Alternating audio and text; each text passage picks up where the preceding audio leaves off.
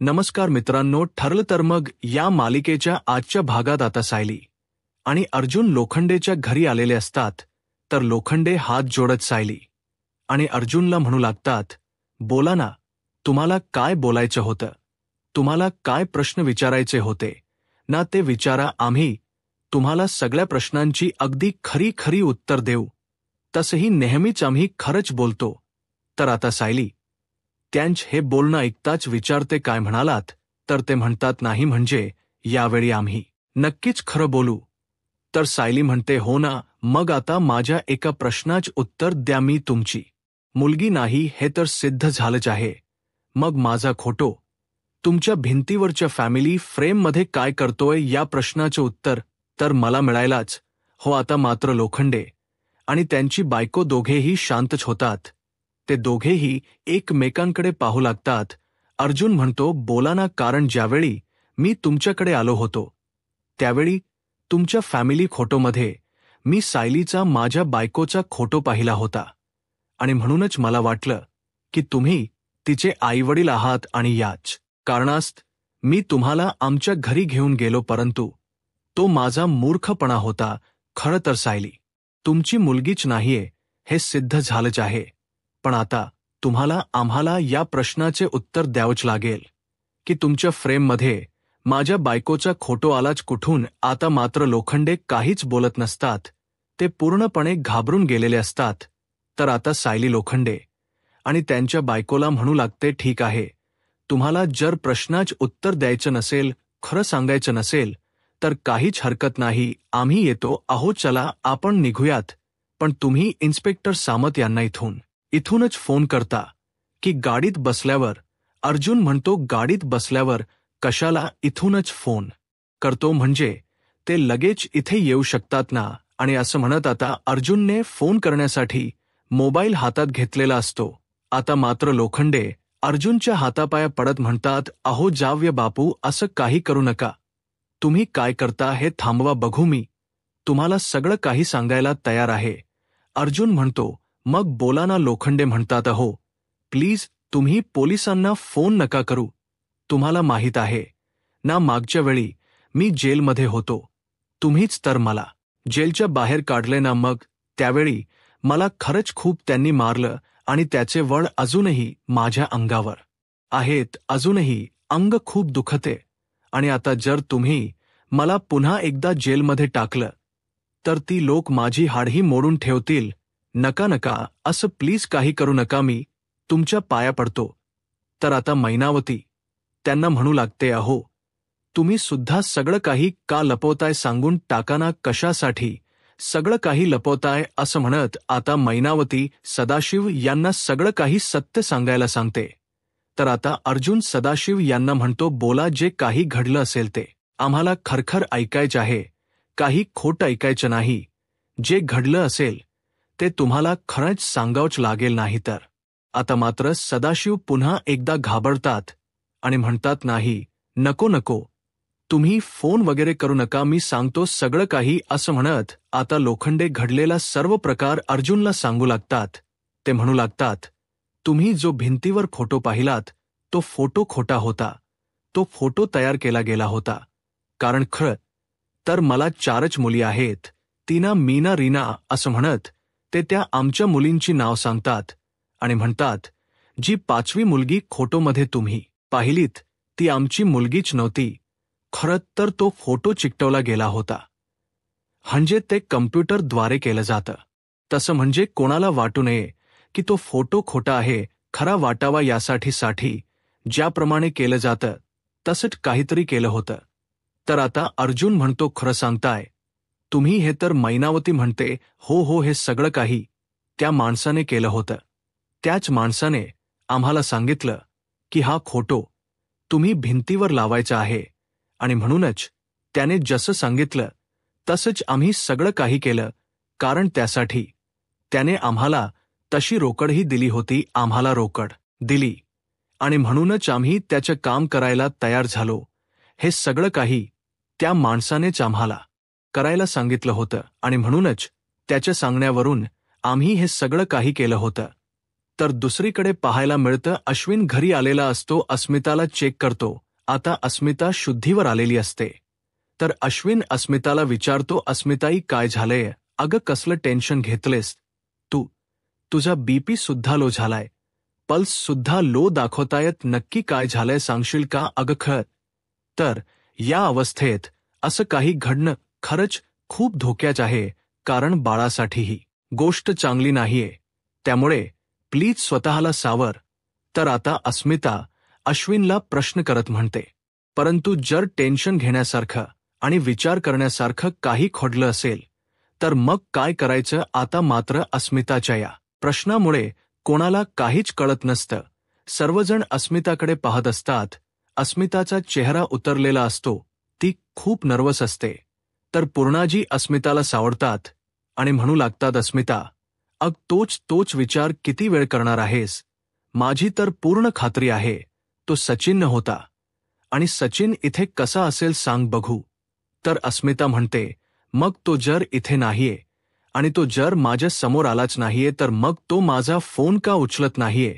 तर अश्विन अस्मिताची समजूत काढत म्हणतो, अगं कॉन्फरन्स खरंच खूप महत्वाचे असतात आणि त्यावर फोकस करणंही तितकंच महत्वाचं असतं. मग अशा वेळी तो जर कॉन्फरन्समध्ये असेल तर तुझा फोन कसा उचलेल सांग ना? थोड्या वेळानंतर तो तुला कॉल बॅक करेल ना? तर अस्मिता म्हणते, हो का? मग मी सुद्धा त्याच्या कॉन्फरन्समध्ये जाते. हे ऐकल्यानंतर सर्वांना धक्काच बसतो. अस्मिता म्हणते, हो मी दिल्लीला जात आहे, कारण तसंही आता मला माहीत आहे की सचिन कुठल्या हॉटेलमध्ये राहतो आहे आणि त्या हॉटेलमध्ये मी जाणार आहे. अश्विन म्हणतो, नाही अस्मिताई, तू कुठेही जाणार नाहीयेस. तर अस्मिता म्हणते, मी जाणार आहे. मम्मा तू माझा मोबाईल दे, मी आता अर्जुनला बुकिंग करायला सांगते. अर्जुनला फोन करण्यासाठी अस्मिता मोबाईल मागत असते.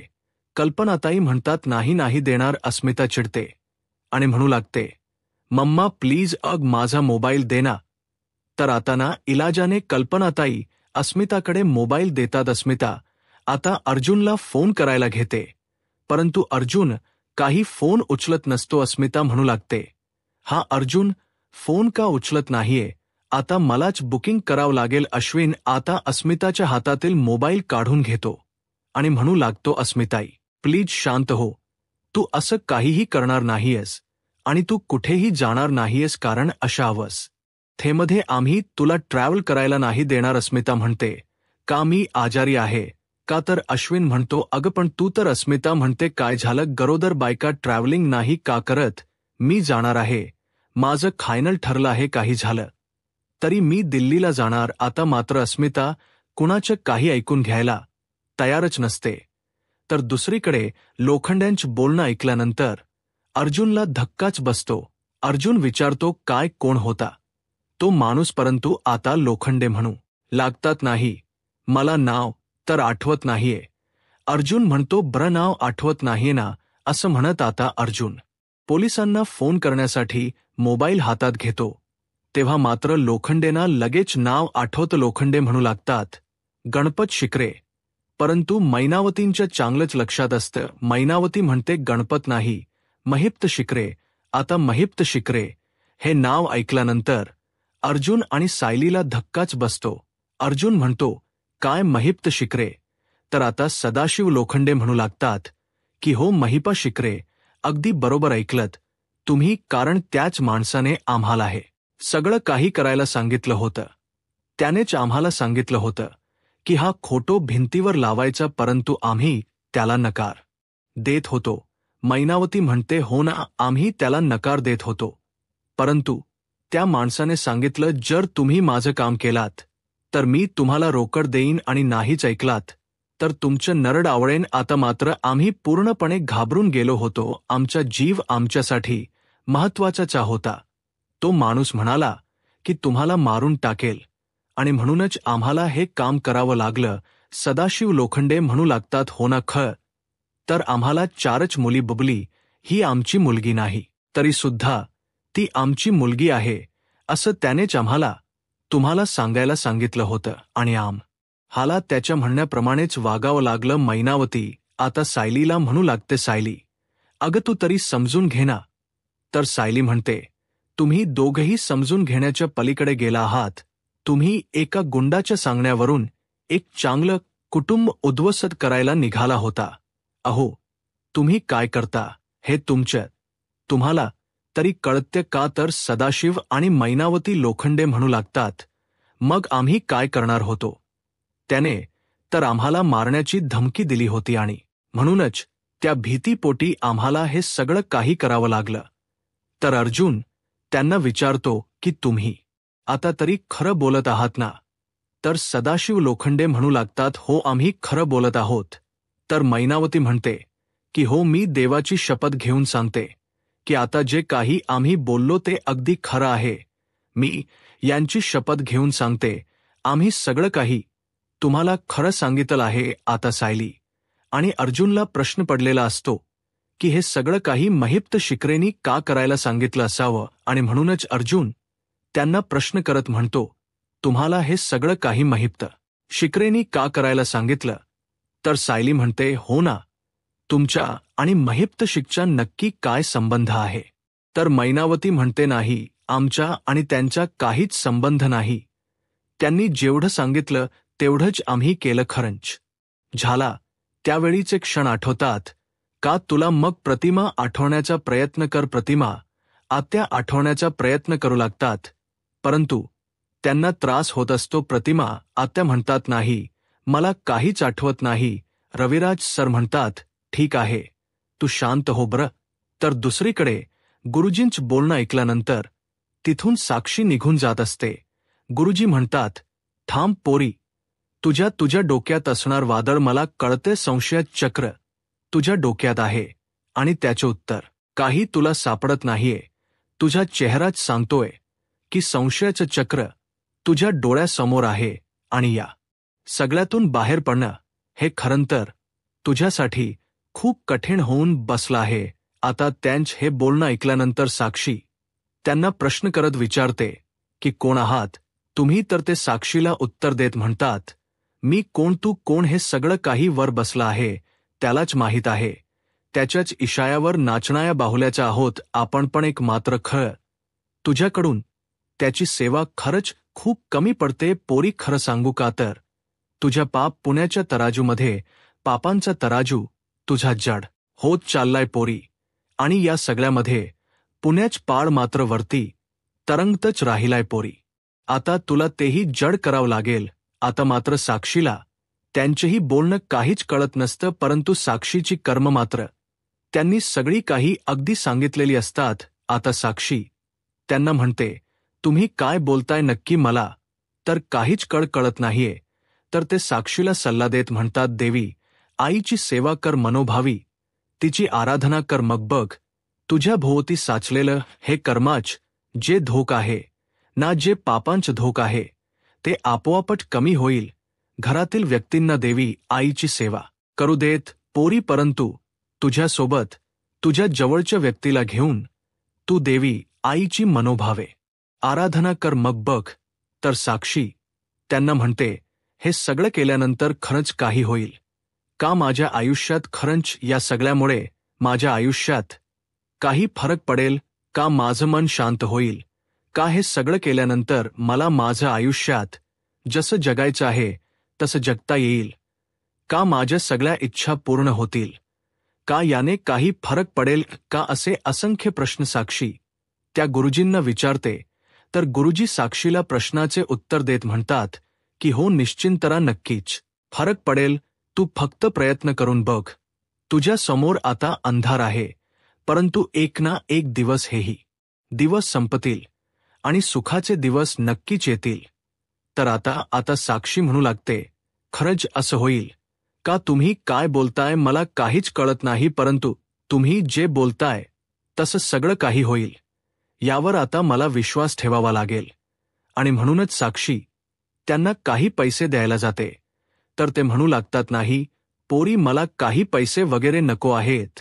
चाचपटणाऱ्या व्यक्तींना योग्य मार्ग दाखवणं हेच तर माझं कार्य आहे आणि तेच तर मी पूर्ण करत आहे. असं म्हणत ते गुरुजी तिथून निघून जातात.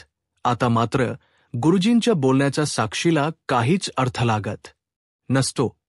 तर दुसरीकडे किल्लेदारांच्या घरी प्रतिमाहत्या देवी आई समोर दिवा लावतात आणि हात जोडत प्रार्थना करत म्हणतात, देवी आई, तुझ्या कृपेने मला आता माझा भूतकाळ आठवू लागला आहे, हळूहळू का होई ना, परंतु सगळ्याच गोष्टींचा उलगडा होत आहे, सगळ्याच गोष्टी मला आठवत आहेत.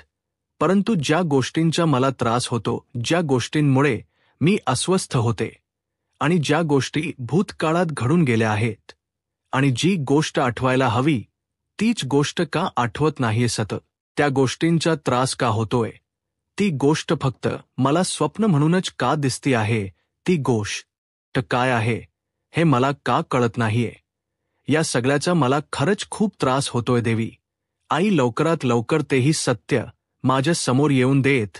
मला माहीत आहे आतापर्यंत तू माझ्या सोबत होतीस, खरं तर तू माझ्या सोबतच आहेस, कारण ज्यावेळी मला आसरा नव्हता, राहायला छप्पर नव्हतं, त्यावेळी मी तुझ्या दरबारात आली आणि त्यावेळी सायलीच्या रूपाने तूच तर माझ्या समोर आलीस.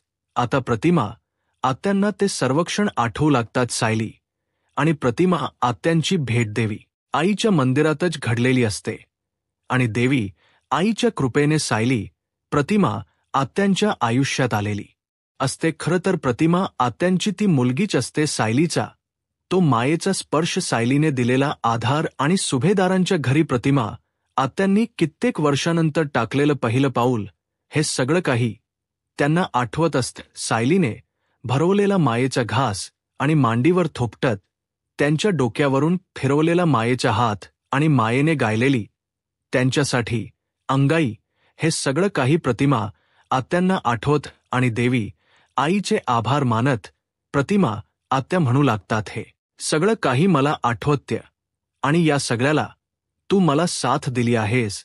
परंतु देवी आई, आता माझ्या पुढच्या प्रश्नांची उत्तर मला का सापडत नाहीयेत.